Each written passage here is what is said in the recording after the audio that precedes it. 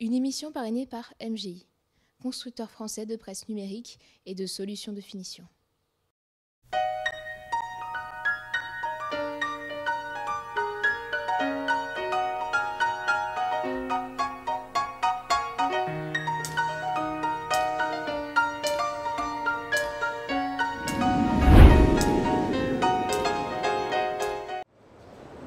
Bonjour et bienvenue à vous dans cette nouvelle émission des interviews de l'industrie.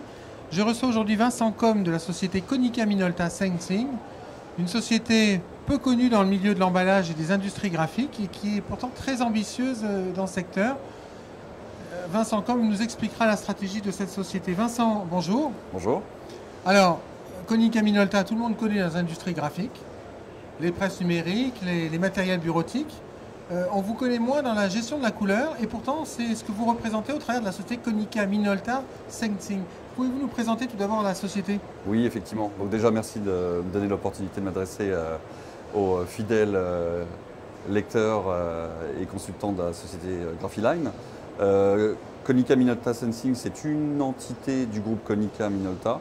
Donc on développe et on commercialise depuis une trentaine d'années maintenant sur le marché industriel, la peinture, les plastiques, les céramiques, des solutions qui permettent de mesurer, de quantifier et de formuler les couleurs.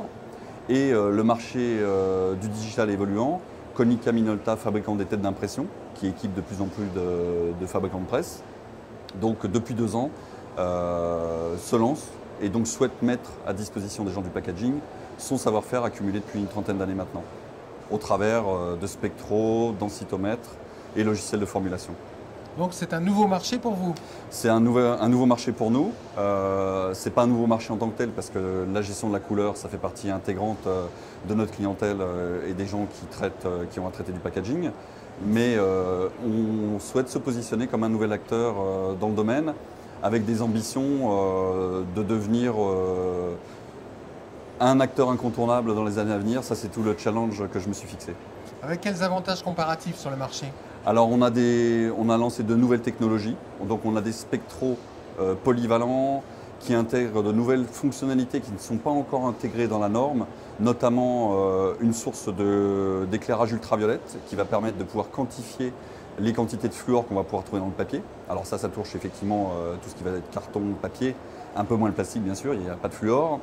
On a développé des brevets qui vont permettre de s'assurer de la pertinence de la mesure. Un instrument, ça a besoin d'être révisé puisque ça va dériver dans le temps. Donc on a des instruments qui s'auto-étalonnent. Donc ça donne la garantie aux gens qui vont utiliser les instruments d'avoir la certitude que ce qui mesure à l'instant T1, à l'instant T2, T3, ça n'aura pas bougé. Et ça c'est automatique. Donc pas d'instrument renvoyé, pas de coût de réétalonnage. Donc une réelle avancée technologique et de réelles économies d'échelle pour les entreprises qui vont pouvoir s'équiper. Sachant que vous me disiez en préparant cette émission qu'une de vos forces c'est également de disposer d'un service après-vente en France, au siège de la filiale française. Exact. Donc le groupe est international, donc on est 1500 personnes à travers le monde. Et la structure de chaque entité, c'est un service local. En ce qui me concerne, j'ai 7 personnes, dont 2 techniciens itinérants, donc ce qui est un petit peu novateur dans le domaine, puisque mes confrères en général ont des structures centralisées, sans techniciens itinérants. Donc je suis capable, dans le cas d'entreprises qui auraient à travailler en 3-8, de pouvoir justement leur assurer un service de proximité, d'envoyer un technicien pour revérifier un instrument qui aurait pu se dérégler. Donc ça, c'est effectivement quelque chose de nouveau dans le domaine de la gestion de la couleur. Sachant que c'est assez logique quand on vient de l'industrie, puisqu'une usine automobile, une usine de parquet ou une usine qui fabrique des grandes séries en 3-8 ne peut pas s'arrêter pour une question de couleur. Exact, c'est ce qui fait qu'on a décidé de se structurer comme ça. Donc on continuera, on continue de se développer et donc ce sont des services qu'on pourra proposer à nos clients. Si tant est que, comme je l'ai dit, les instruments s'auto-étalonnent, donc normalement, la technologie également, on ne l'a pas mentionné, donc on utilise des technologies à LED, donc on a une répétibilité des mesures, donc censément une technologie éprouvée, une technologie japonaise, donc une technologie fiable. 17 personnes sur la filiale française. 17 personnes sur la filiale française. Basée où Alors le siège français est à Roissy. Ensuite, on a une équipe commerciale qui est répartie sur le territoire. Le service client est également basé à Roissy. Donc les techniciens sont itinérants mais basés depuis la région parisienne.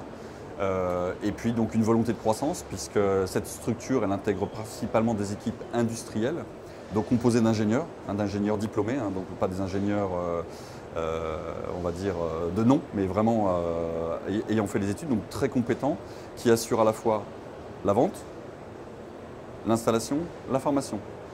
Ce qui nous permet d'avoir en général un niveau de satisfaction client, je dirais pas proche du 100%, il peut toujours y avoir l'imprévu, mais en général ce que vendent mes commerciaux, c'est ce qu'ils vont installer et c'est ce sur quoi ils vont former. Donc en général, c'est un sans faute. Un sans faute avec de grandes ambitions donc pour Konica Minolta 5 en France. Vincent Combes, merci. Merci. À bientôt. À bientôt. Et quant à nous, je vous propose de nous retrouver dans une prochaine émission des interviews de l'industrie. À bientôt.